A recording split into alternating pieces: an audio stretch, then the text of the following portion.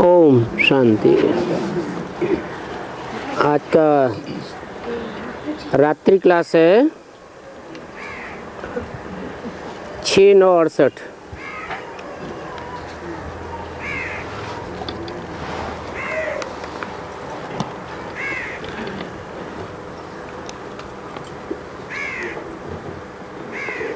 यहाँ शांति अच्छी रहती है।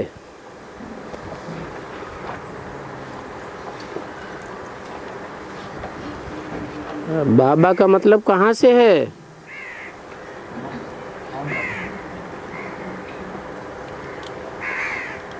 मधुबन में शांति अच्छी रहती है। शहर में बाहर का आवाज बहुत होता है। वो शांति को डिस्टर्ब करते हैं। तुम बच्चों को समझाया जाता है बाप को याद करना है तो भले कितना भी आवाज हो तुम याद कर सकते हो।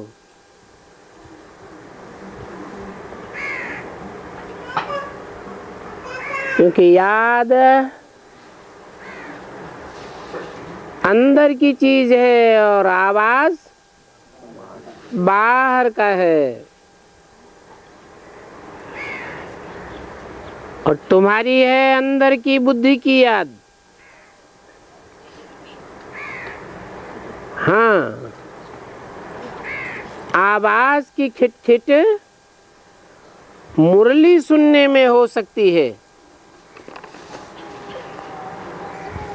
बाकी याद में नहीं हो सकती। बल नगारा बजता रहता है। तुम दफ्तर में बैठे हो, कितना भी हंगामा हो, फिर भी तुम बाप को याद कर सकते हो।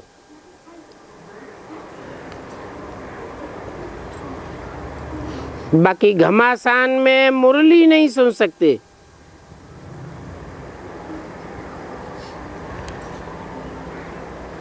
याद कर सकते हो।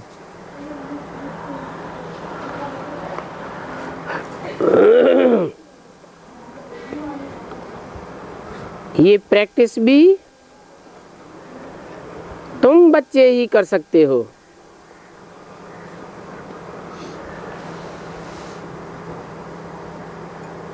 सटोरी सट्टे लगाते हैं, वहां तो आवाज बहुत होता है। कोशिश करके देखो कि हम अपन को आत्मा समझ बाप को याद कर सकते हैं। ये याद ही मुख्य है।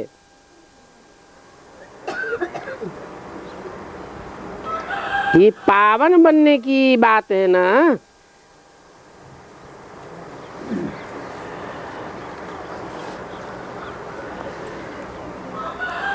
जितना जो पावन बनेंगे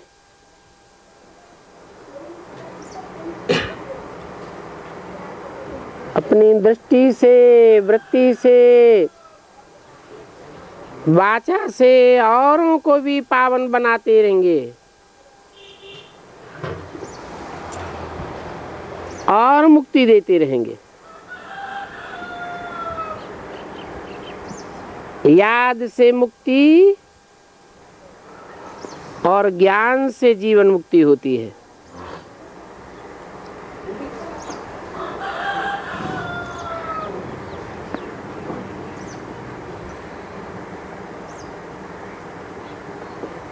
और धर्म के धर्म पिताएं और उनके फॉलोअर्स उतना ज्ञान नहीं सुनते हैं।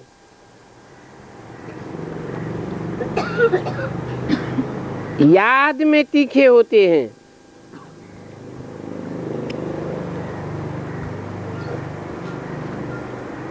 तो उन्हें मुक्ति मिलती है। जीवन मुक्ति तो नाम मात्र। एक जन्म के लिए मिलती है।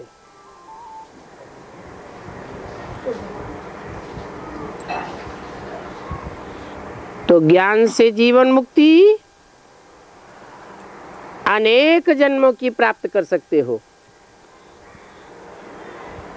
और याद से इस संसार के बंधनों से जल्दी से जल्दी मुक्ति पा सकते हो। तो कोई भी धर्म वाला हो, उसको याद कराते रहो।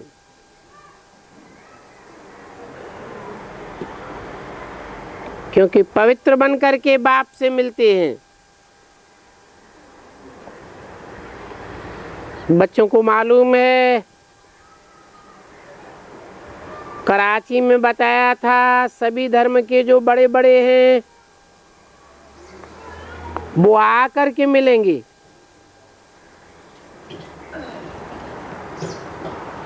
और बाबा के महावाक्य सुनेंगे।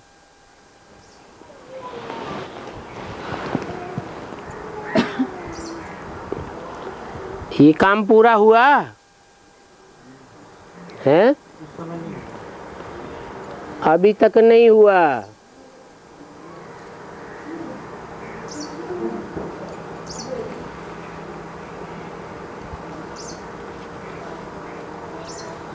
क्योंकि अभी तो देवी देवता सनातन धर्म की ही स्थापना नहीं हुई है।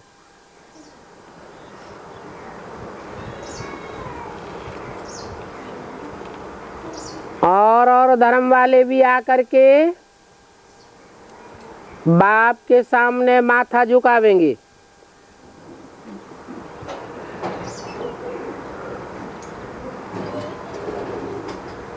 कुछ न कुछ महावाक्य भी सुनेंगे।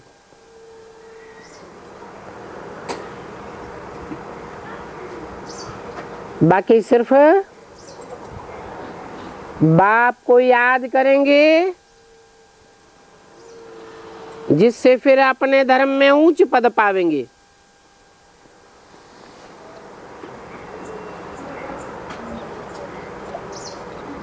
फिर भी बाप तो सभी का सद्गति दाता है। कम से कम एक जन्म की सद्गति तो सभी को देते हैं।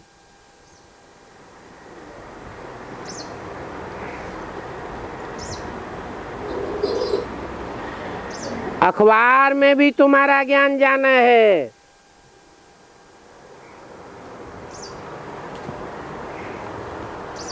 ऐसे नहीं कि तुम पैसे देंगे तब जाना है। नहीं, अखबार वाले आप ही छापेंगे।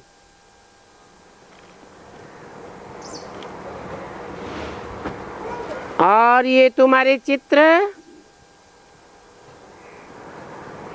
जो बाबा ने साक्षात्कार से बनवाए हैं, वो भी अखबारों में पढ़ेंगे।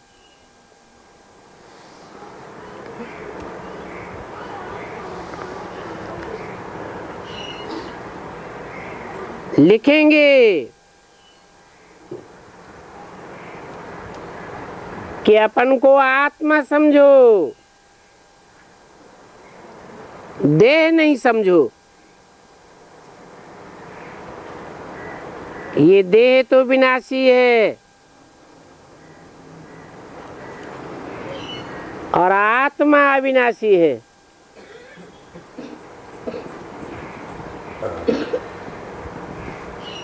अपन को आत्मा समझ, अविनाशी आत्मा के बाप परमपिता परमात्मा को याद करो, तो सभी के विकर्म विनाश होंगे।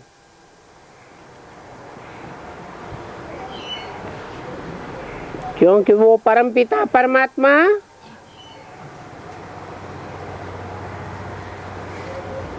कभी भी विकर्म नहीं करता है। इस सृष्टि पर आता भी है, पतित तन में आता है, पतित दुनिया में आता है, बंदरों जैसा पार्ट बजाने वाली आत्माओं के बीच आता है। तो भी विकर्म नहीं करता।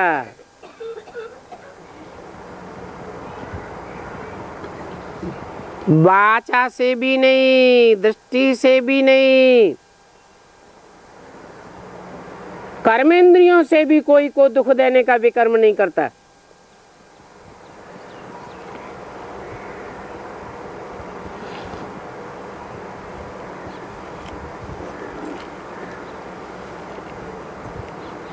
क्योंकि वो तो इच्छा मात्रम अविद्या है, सदा काल के लिए। इसलिए उसको सदा शिव कहा जाता है। ऐसे बाप को याद करेंगे तो जैसे को याद करेंगे वैसी आत्मा की स्टेज बन जाएगी, अर्थात तुम मुक्ति को पा सकते हो।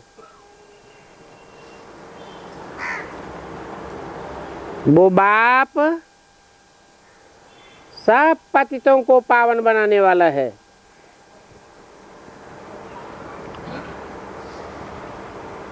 उनके महावाक्य हैं, जो मुझे निरंतर याद करेंगे उनके जन्म जन्मांतर के पाप कट सकते हैं।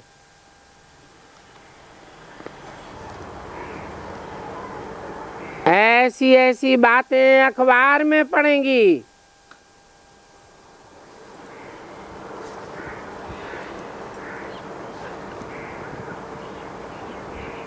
अभी तो अखबारों में फालतू बातें बहुत पड़ती हैं।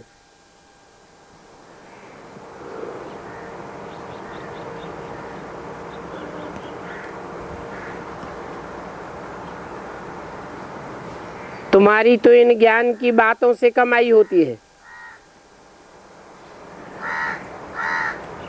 और ये कमाई भविष्य जन्म जन्मांतर के लिए है।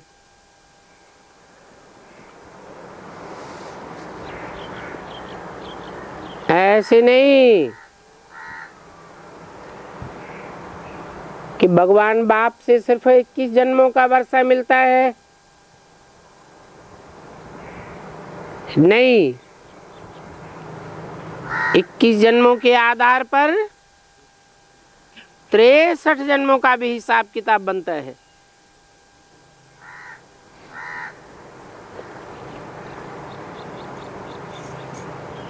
जो यहाँ तुम पुरुषार्थ करते हो तीव्र गति से अथवा मध्यम गति से या धीमी गति से, वो पुरुषार्थ करने के संस्कार तुम्हारे भक्ति मार्ग में भी जाते हैं।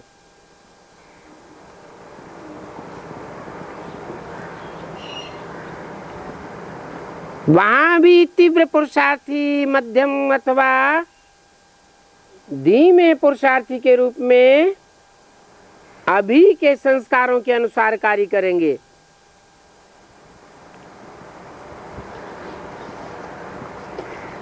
कोई कोई ऐसे तीव्र पुरुषार्थी भी रहेंगे जो एक जन्म में ही रंक से राजा बन जाएंगे, महाराजा बन जाएंगे।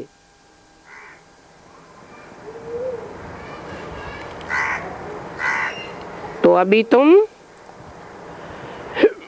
विनाशी धन की कमाई नहीं कर रहे हो,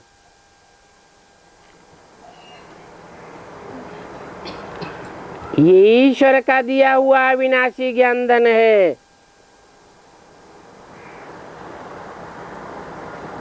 जो 84 जन्म भी काम आवेगा।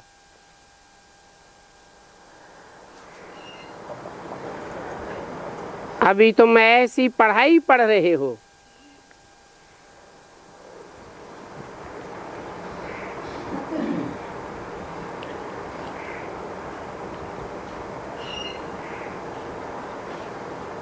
वहां द्वापर युग में ऐसे नहीं समझेंगे कि बाप स्वर्ग की स्थापना कर रहे हैं इसलिए हम अच्छे कर्म करेंगे।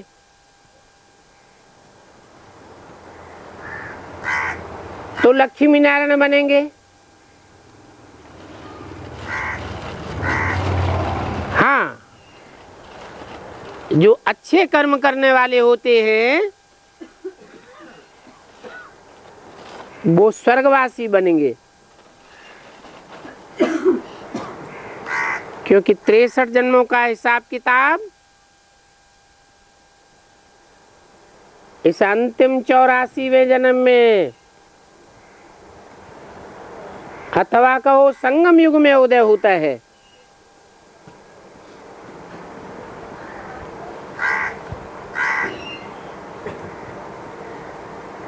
तिरसठ जन्मों की अच्छी रील घूमती है तो अच्छा पुरुषार्थ होता है,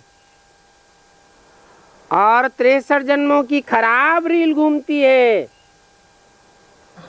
तो कितना भी चाहे पुरुषार्थ अच्छा नहीं हो पाता। हाँ, पुरुषार्थ करने वाले स्वर्गवासी जरूर बनते हैं। बाप ऐसी नॉलेज सुनाते हैं जो नंबरवार पास होते हैं।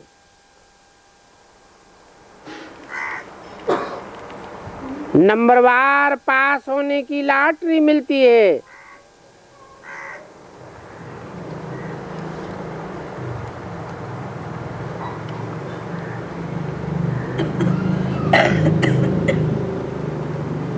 स्वर्ग में ऊंचा अथवा नीचा पद पाने की लॉटरी जरूर मिलती है।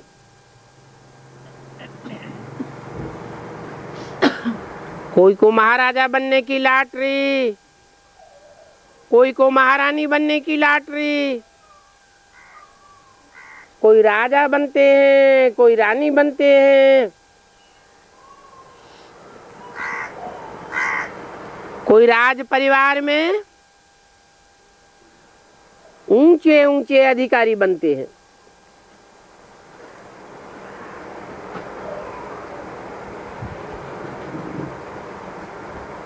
कोई फिर दास दासी बन पड़ते हैं। कोई फर्स्ट क्लास प्रजा वर्ग में जावेंगे, कोई सेकंड क्लास प्रजा बनेंगे, कोई थर्ड क्लास प्रजा भी बन पड़ेंगे।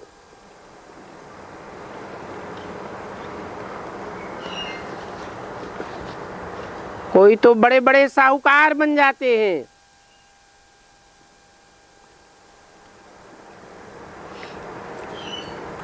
क्योंकि यहाँ खूब ज्ञान धन देते हैं।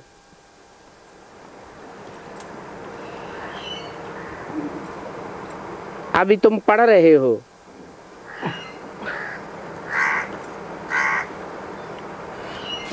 लॉटरी मिलती है, कोई स्कॉलरशिप भी मिलती है। जिनको स्कॉलरशिप मिलती है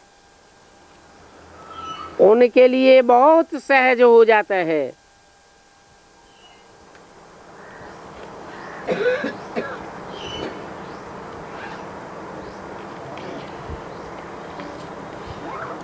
जो बड़े बड़े बच्चे हैं, सयाने हैं, वो समझ सकते हैं कि ये बच्चा वारसदार है।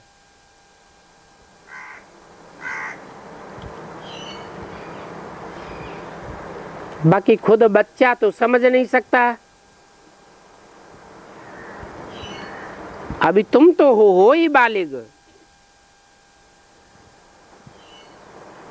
बाप का निश्चय हुआ, डायरेक्शन मिलेंगी। 84 जन्मों के चक्र को याद करो और बाप की याद में रहो तो तुम्हारा बेड़ा पार हो जाएगा।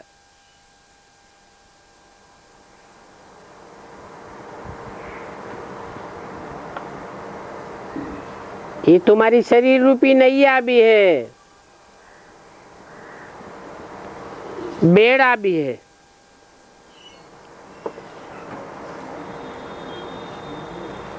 तुम्हारे शरीर में कर्मेंद्रियां भी हैं। इस बेड़े का खिवैया चाहिए जो पार लगाए। परमपिता परमात्मा को खिवैया कहा जाता है। गाते हैं नैया मेरी पार लगाओ।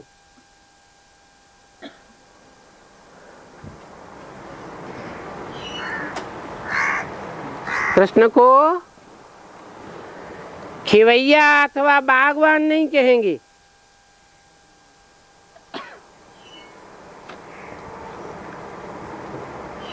बागवान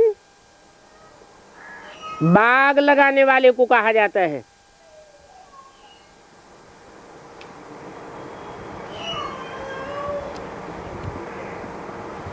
भगवान खिवैया भी है,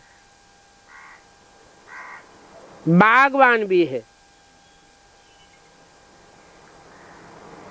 तुम्हारी नैया को खे करके पार ले जाते हैं।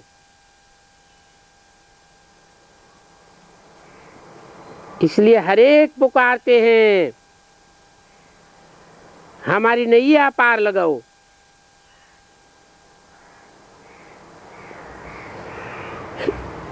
इस नार की दुनिया से उस पार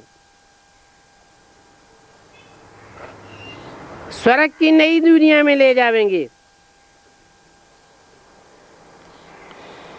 पार का अर्थ ही है मुक्ति।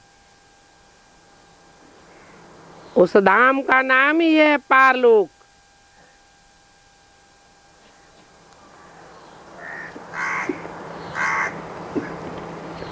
जहाँ जन्म जरा मरण से मुक्ति मिल जाती है।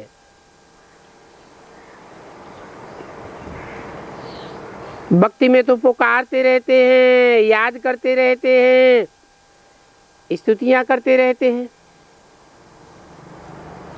जिनके सामने करते हैं वो तो जड़ चित्र होते हैं। कहाँ? भक्ति मार्ग में। इसलिए प्राप्ति कुछ भी नहीं होती। और यहाँ तो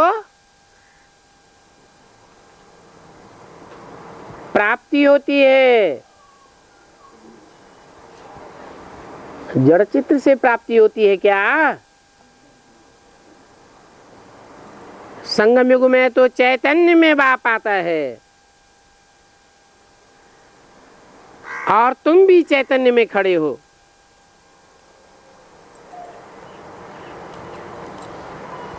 तो बाप कितना सहज समझाते हैं। तुमको इतना साहूकार बनाए देते हैं।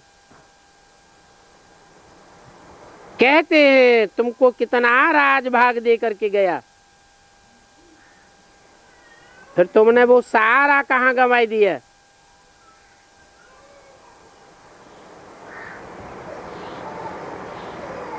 भारत सोने की चिड़िया थी।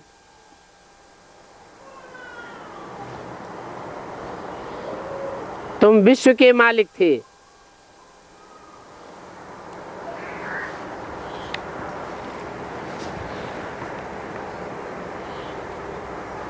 ऐसी सोने की चिड़िया स्वतंत्र उड़ने वाली चिड़िया थी। कोई विदेशी बंधन में बांध नहीं सकता।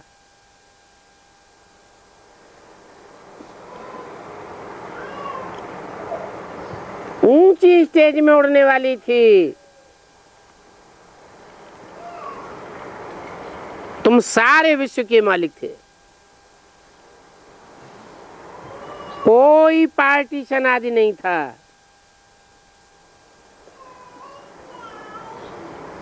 अभी तो देखो तुम्हारे हीरे जवाहरात आदि सब छीन करके ले गए। ये भी ड्रामा बना हुआ है।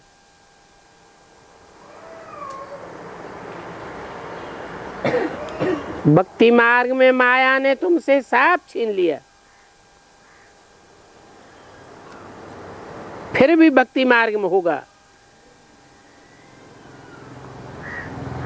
वेद के बाप कहते हैं, मेरे बच्चे तुम काम चिच्छा पर चढ़ करके काले हो गए हो।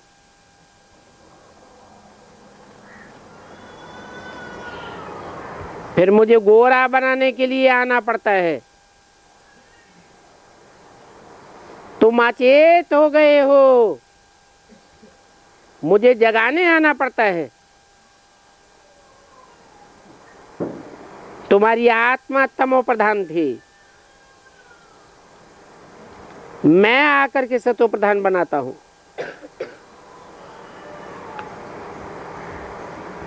अभी फिर तमो प्रधान बनी है, फिर सतो प्रधान बनेंगे। उसके लिए याद की यात्रा चाहिए, और याद भी प्रैक्टिकल चाहिए। याद उसको किया जाता है जो कोई अच्छे कर्म करके गया हो। रावण को कोई नहीं याद करता,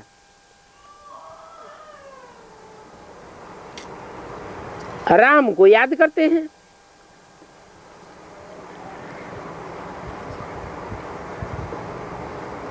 तो याद आती है कनेक्शन रखने से। आंखों से भी जिसको देखते हैं वो याद आता है, और इंद्रियों से भी कनेक्शन रखा जाता है तो याद आता है ना। तो बाप के साथ कनेक्शन रखना है।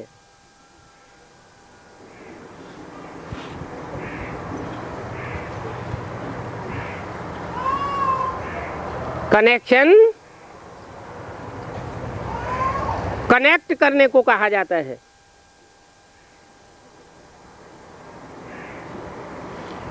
भगवान वाच पर विश्वास रखना होता है।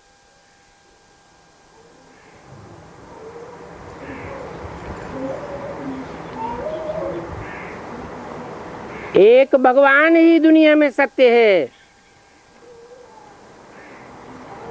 बाकी तो इस दुनिया में सब झूठ। कहते भी हैं गॉड इज ट्रुथ, हिंदू लोग भी कहते हैं सत्यम शिवम सुंदरम। सत्य अविनाशी होता है, झूठ का विनाश होता है। झूठ नीचे ऊपर होता है, सत्य तो अटल रहता है। वो बाप है ही सत्य। सच्चा बाप जब आते हैं तभी बाप खास भारत को सचखंड बनाते हैं।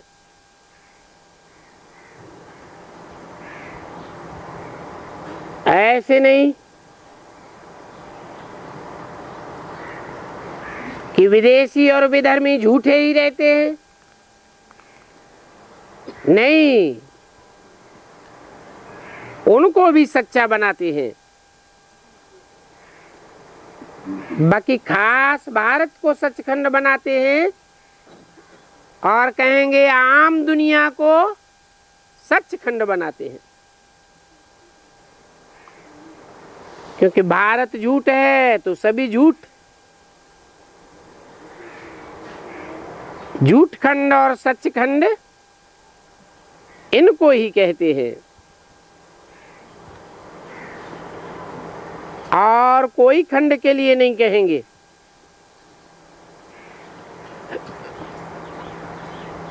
परंतु ये बातें तुम्हारे सिवाय और कोई की बुद्धि में बैठ नहीं सकती।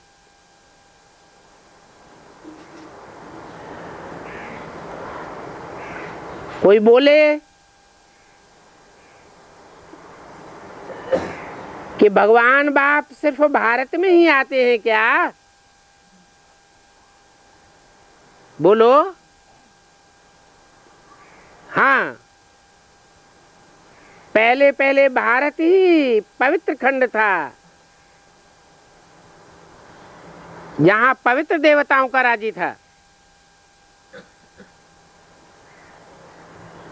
अभी वो भारत संग के रंग से अपवित्र बन गया है। अपवित्र होने के कारण पीस और प्रॉस्पेरिटी भी खलास हो गई है। पहले पावन था तो पीस और प्रॉस्पेरिटी भी थी, अभी अपवित्र है। पहले धन आदि सभी कुछ था।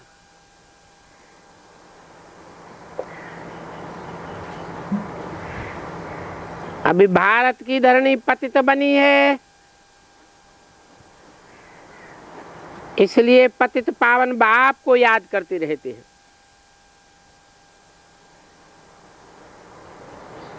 तुम बच्चों की बुद्धि में है, पावन दुनिया में हम राज्य करते थे।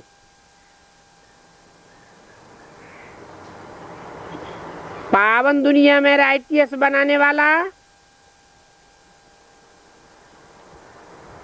हमारा एक ही बाप है जो अभी आया हुआ है, और वो 21 जन्मों के लिए हमको राइटियस बनाई देते हैं। ये भी समझाना पड़े कि गीता का भगवान कृष्ण नहीं है। अगर कृष्ण को गीता का भगवान मान लिया, कृष्ण उर्फ ब्रह्मा को गीता का भगवान मान लिया,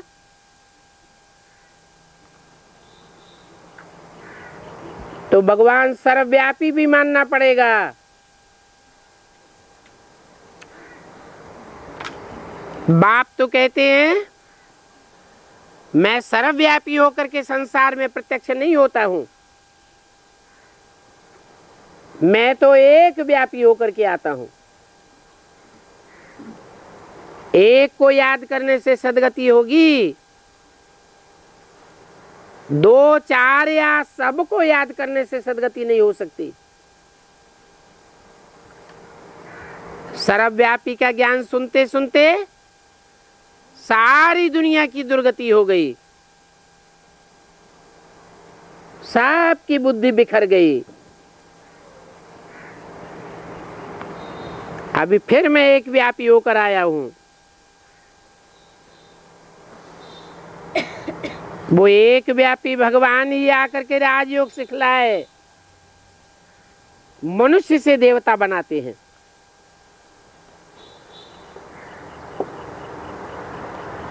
जो कृष्ण उर्फ ब्रह्मा के फॉलोअर्स हैं, वो कृष्ण को ही गीता का साकार भगवान समझ लेते हैं, और वही बात सारी दुनिया को सुनाते रहते हैं।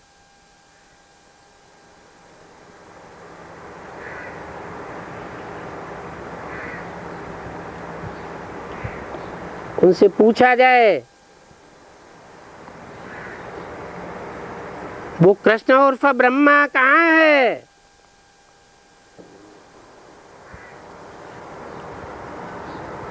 वो खुद ही मनुष्य से देवता नहीं बना, तो औरों को कैसे बनावेगा?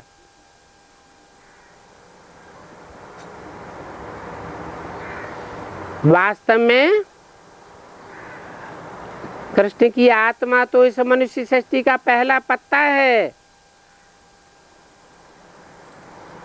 उस पत्ते को जन्म देने वाला बीज बाप कोई और है, जो सारी मनुष्य सृष्टि का बाप है।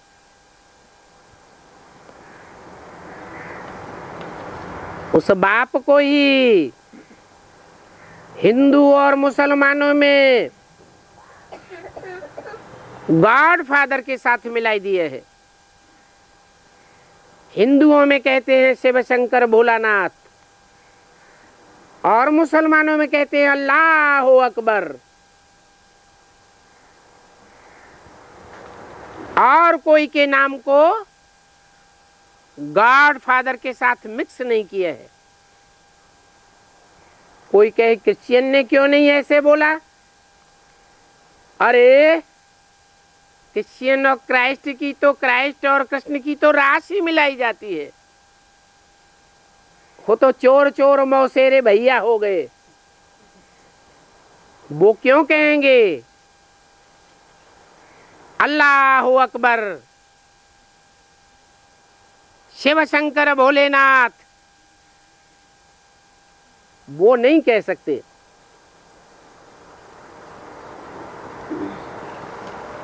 कृष्ण के फॉलोअर्स कृष्ण को भी डुबोते हैं और खुद भी डूबते हैं।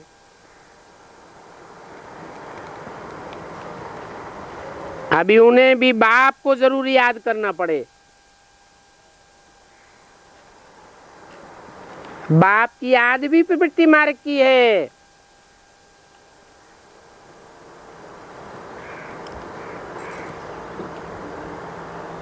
बाप निराकार है,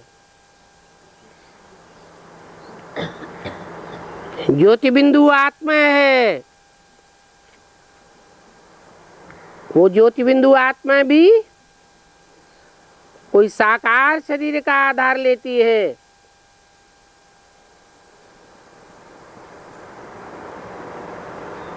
तो डबल है, सिंगल नहीं है। इसलिए याद भी प्रवृत्ति मार्ग की है। उस बाप को याद करेंगे जो निराकार और साकार का मेल है, तब ही सदगति होगी। सदगति शरीर के साथ होती है।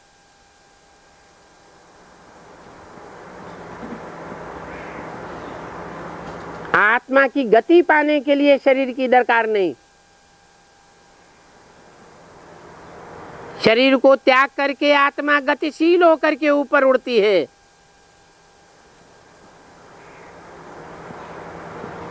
तो गति में जाती है,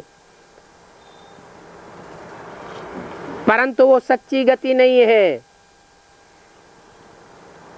क्योंकि कोई भी आत्मा ये नहीं चाहती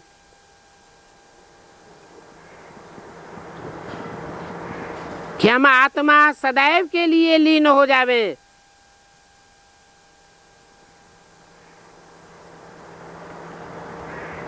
सुख दुख से दोनों से परे हो जावे। हर आत्मा के अंदर की आवाज है कि हमें सुख मिलना चाहिए, हमें दुख नहीं चाहिए। परंतु अशांत और दुखी आत्मा की पहली आवाज है हमें शांति चाहिए। जैसे किसी को बुखार आता है, उसके सामने अच्छे अच्छे रसगुल्ला आदि व्यंजन रख दो, बिल्कुल पसंद नहीं आवेंगे। अशांत और दुखी आत्मा को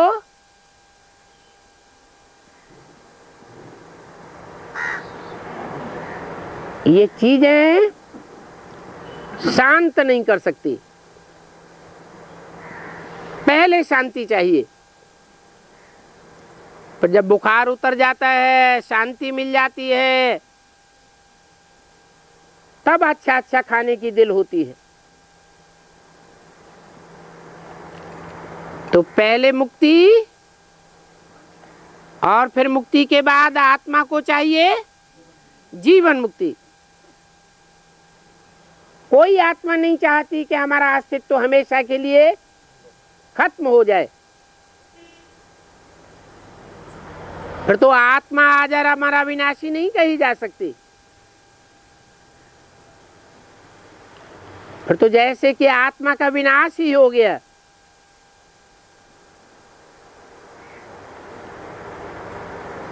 आत्माएं सब अलग अलग है और सब आत्माओं में अपने अनेक जन्मों के रिकॉर्ड भरे हुए हैं और वो रिकॉर्ड अविनाशी है, कभी भी विलीन होने वाला नहीं है। तो बाप भी कहते हैं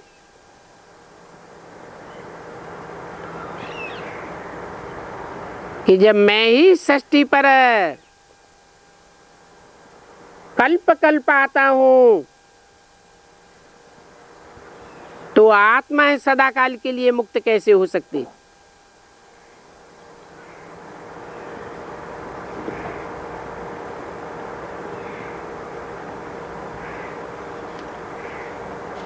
और एक बाप को याद करना,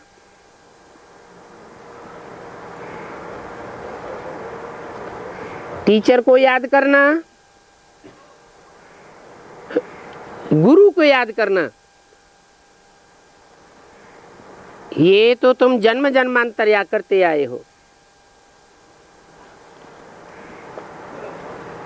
जो अनेक बार की प्रैक्टिस है वो तो सहज होनी चाहिए।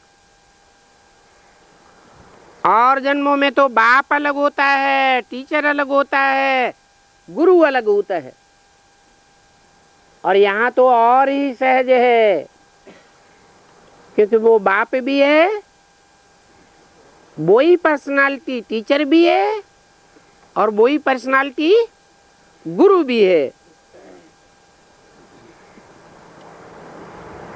बाप से वर्षा मिलता है। हर बच्चे को कुछ न कुछ वर्षा जरूर मिलता है। पहली पहली बात, बाप पावन बनाते हैं।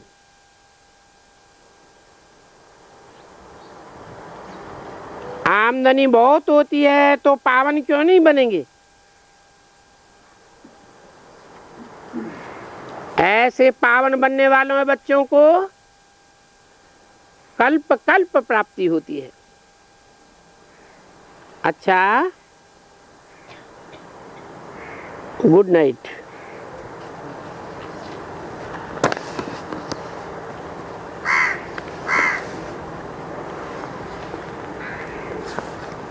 आज का प्रातः क्लास है 7/9/68 का।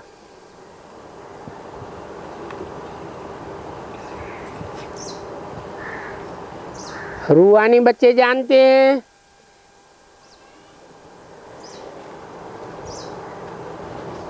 कि रूहानी बच्चों का नाम क्या है।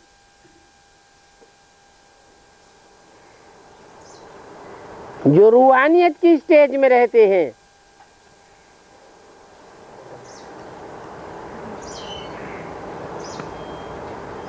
रूहानियत की स्टेज में रहने वाले बच्चों का नाम है ब्राह्मण, क्योंकि रूहानी बाप जिस तन में आते हैं, जो सदैव रूह की स्टेज में रहने वाला बाप है, उस तन में आकर उसका नाम देता है ब्रह्मा। और ब्रह्मा के मुख से जो भी इस रूहानी नॉलेज को सुनते हैं, रूह का ज्ञान प्राप्त करते हैं, उन्हें ही रूहानी बच्चे कहा जाता है। जो रूह की याद में रहते हैं। ब्रह्मा के बच्चे ब्रह्मा के मुख से पैदा होने के कारण ब्राह्मण कहे जाते हैं। ये दूसरी बात है कि कोई बच्चे रूहानी स्टेज को धारण नहीं कर पाते। जन्म जन्मांतर के देवभान के संस्कार जबरदस्त अटे पड़े हैं।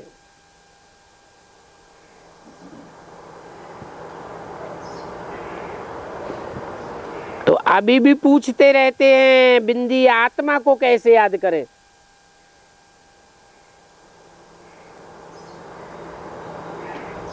ऐसे बच्चे रूह को नहीं याद करते, ब्रह्मा की देह को याद करते हैं।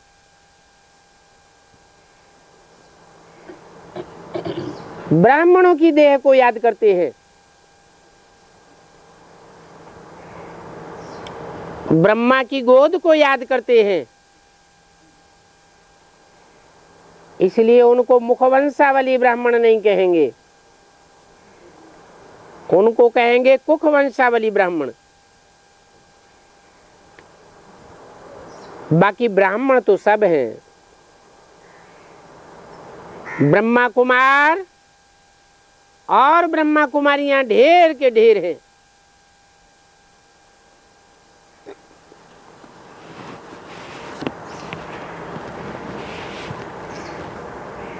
ये ढेर की ढेर संख्या ये साबित करती है कि ये एडॉप्टेड चिल्ड्रन हैं, क्योंकि एक ही बाप के बच्चे हैं तो जरूर एडॉप्टेड होंगे।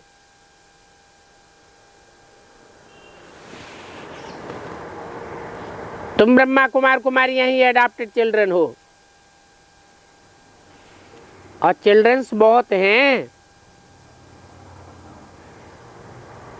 बहुत बच्चे होते हैं एक प्रजापिता ब्रह्मा को,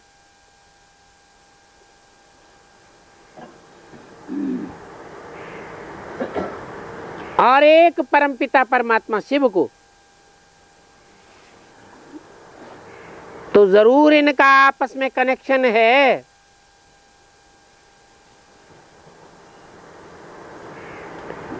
क्या कनेक्शन है इनका?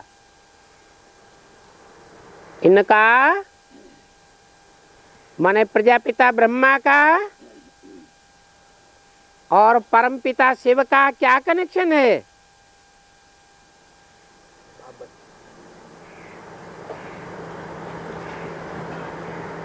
क्योंकि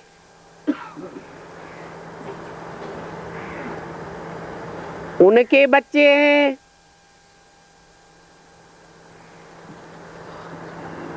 उनके कह के दूर कर दिया।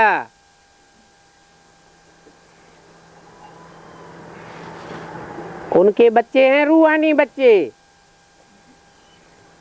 किनके? जिनको दूर कर दिया। भविष्य में पाठ प्रत्यक्ष होने वाला है।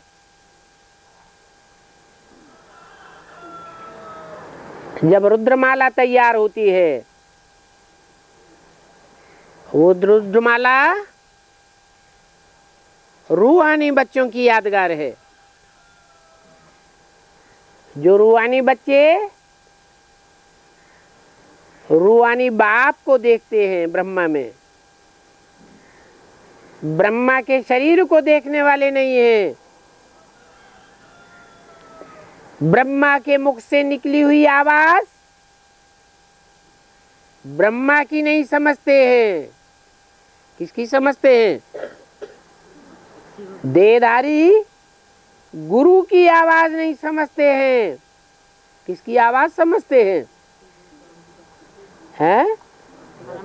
निराकार परमपिता शिव की आवाज समझते हैं। जो ऊंचते ऊंचे है,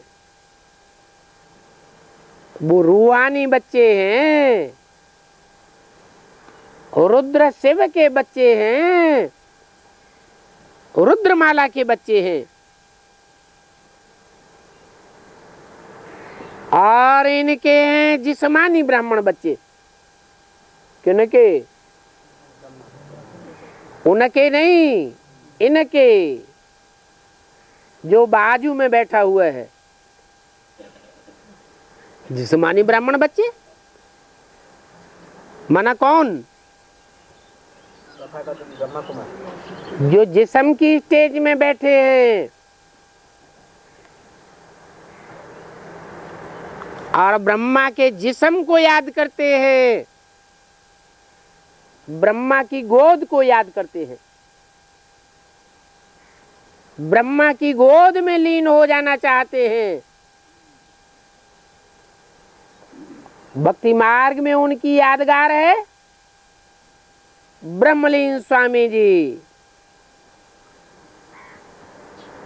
जो कहते हैं हम ब्रह्म में लीन हो जाएंगे।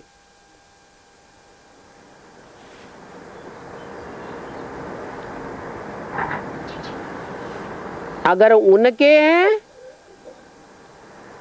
तो आपस में क्या संबंध हुआ?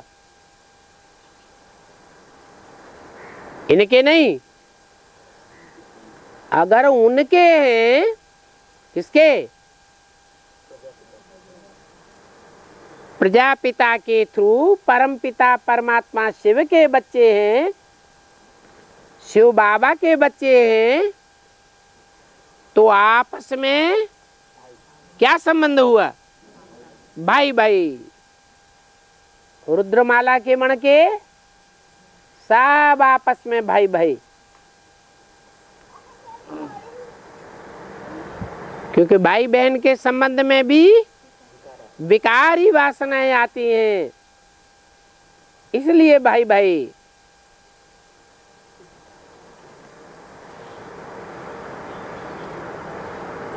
उनको कहेंगे शिव बाबा के बच्चे। न ब्रह्मा के बच्चे और न प्रजापिता ब्रह्मा के बच्चे। किनको?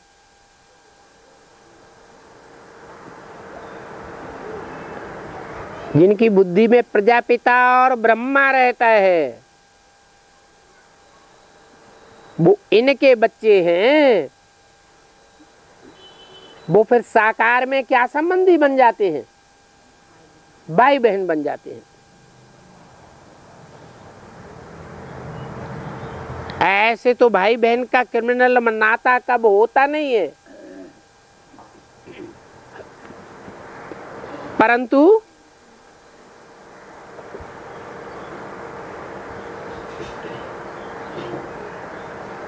जानवरों में, भाई बहन में भी क्रिमिनल नाता हो जाता है।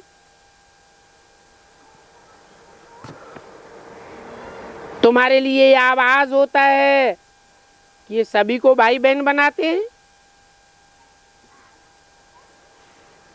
परंतु बनाते कौन हैं? ये तो ढेर के ढेर हैं।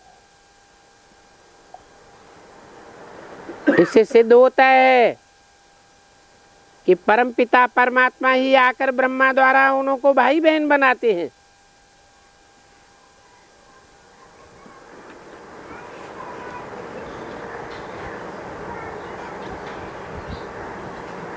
इसलिए बनाते हैं कि भाई बहन का शुद्ध नाता रहे,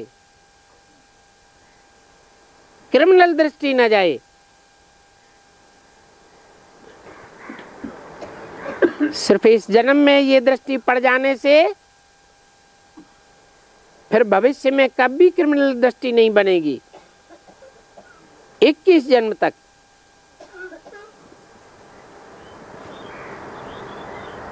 ऐसे नहीं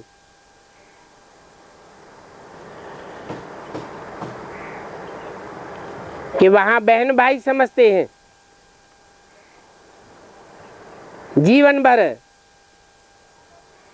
नहीं, वहां तो जैसे कि महाराजा महारानी होते हैं वैसे ही होते हैं। अभी तुम बच्चे समझते हो हम पुरुषोत्तम संगम युग पर हैं और हम सब भाई बहन हैं, क्योंकि प्रजापिता ब्रह्मा नाम तो है ना।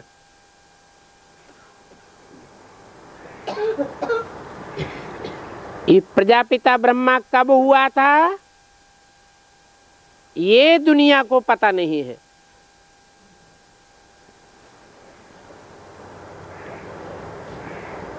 अभी तुम यहां बैठे हो,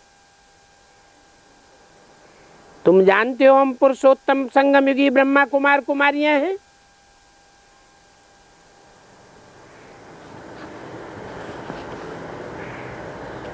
अभी हमारा ये कोई धर्म नहीं है, फिर क्या है?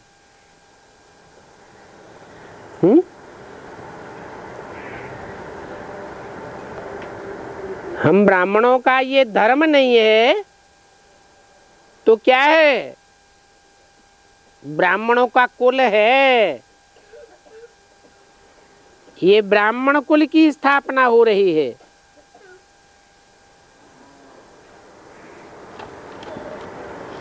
तुम ब्राह्मण कुल के हो, तुम कह सकते हो कि हम ब्रह्मा कुमार कुमारियां जरूर एक प्रजापिता ब्रह्मा की संतान है।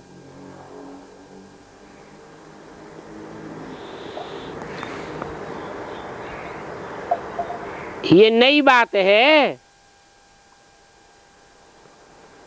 तो इस बात को समझाना होता है। तुम समझाते भी हो कि हम सभी प्रजापिता ब्रह्मा कुमार कुमारियां हैं।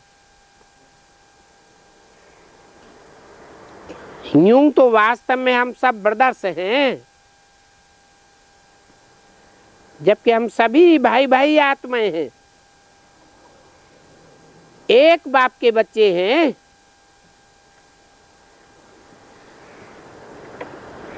आत्मिक स्थिति में है अर्थात आत्मा है, तो उनके लिए अडॉप्टेड नहीं कहेंगे।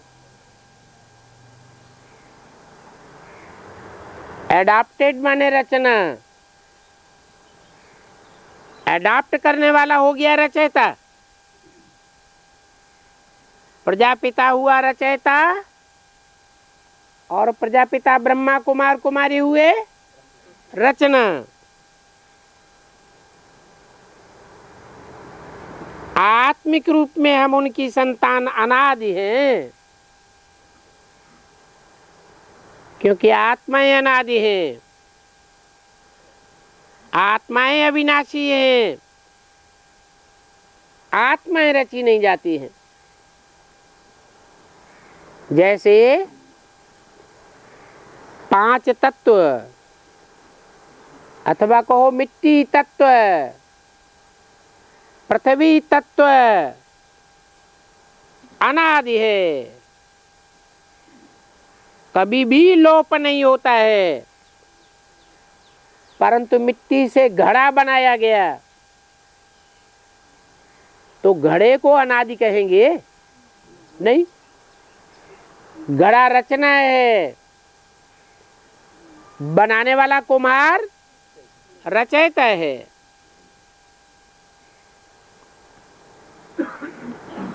तो हम आत्माएं उस परमपिता परमात्मा की संतान अनादि हैं। वो परमपिता परमात्मा सुप्रीम सोल एक है, और कोई भी सोल को सुप्रीम अक्षर नहीं कहेंगे। कोई भी आत्मा ऐसा सुपरमेसी का पार्ट नहीं बजा सकती।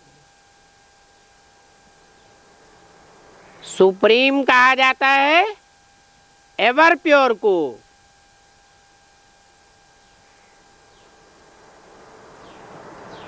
उसकी प्योरिटी को कभी कोई क्रॉस नहीं कर सकता। वो सदा पवित्र है, सदा पवित्र था और सदैव ही पवित्र रहेगा। उसको कोई भी संग का रंगा पवित्र नहीं बना सकता। और जो भी आत्माएं हैं वो संग के रंग में अपवित्र बन जाती हैं, कोई कम और कोई ज्यादा।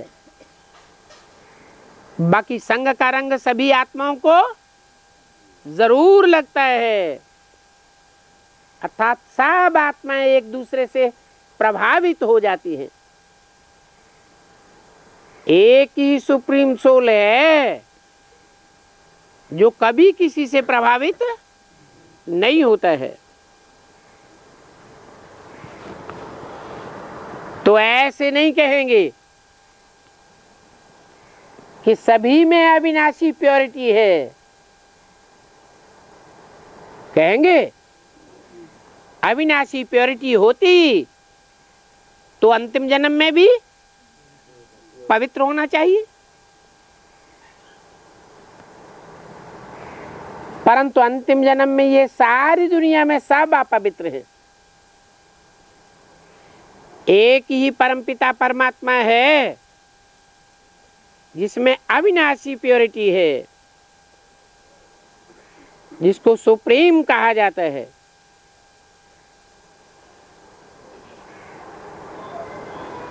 जिससे सारी दुनिया प्योरिटी सीखती है।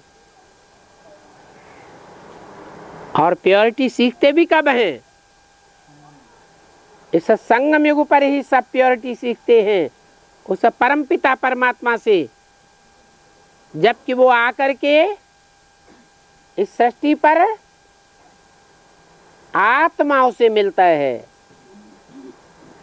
इसलिए इस युग को आत्मा और परमात्मा का मेल का संगम कहा जाता है। ओम शांति।